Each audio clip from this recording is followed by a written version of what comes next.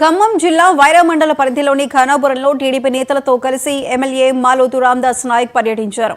గ్రామంలో ఏర్పాటు చేసిన నందమూరి తారక రామారావు విగ్రహాన్ని ఆవిష్కరించారు. అంతకుముందు వైరా నుంచి ఖానాపురం వరకు పార్టీ శ్రేణులతో కలిసి బైక్ కార్లతో ర్యాలీ నిర్వహించారు. నందమూరి తారక రామారావు ఉమ్మడి ఆంధ్రప్రదేశ్లో తెలుగువారి ఆత్మ గౌరవాన్ని నిలబెట్టిన మహానుభావుడని కొనియాడారు.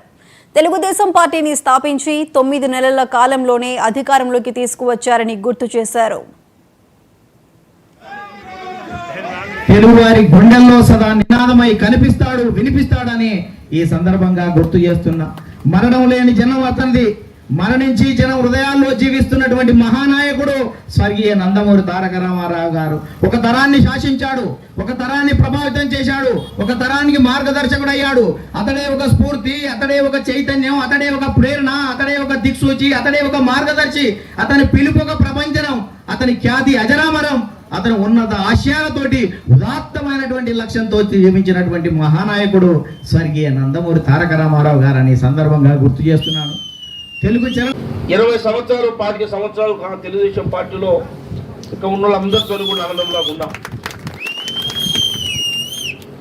ఈరోజు తెలుగుదేశం పార్టీ మా కాంగ్రెస్ పార్టీని పోయి వీళ్ళందరూ నన్ను ఎమ్మెల్యే చేసిన వాళ్ళందరికీ కూడా మీ రాష్ట్ర నాయకత్వం ముందు వైరా నియోజకవర్గ తెలుగుదేశానికి శిరస వహించి నమస్కారం తెలియజేస్తా ఉన్నా.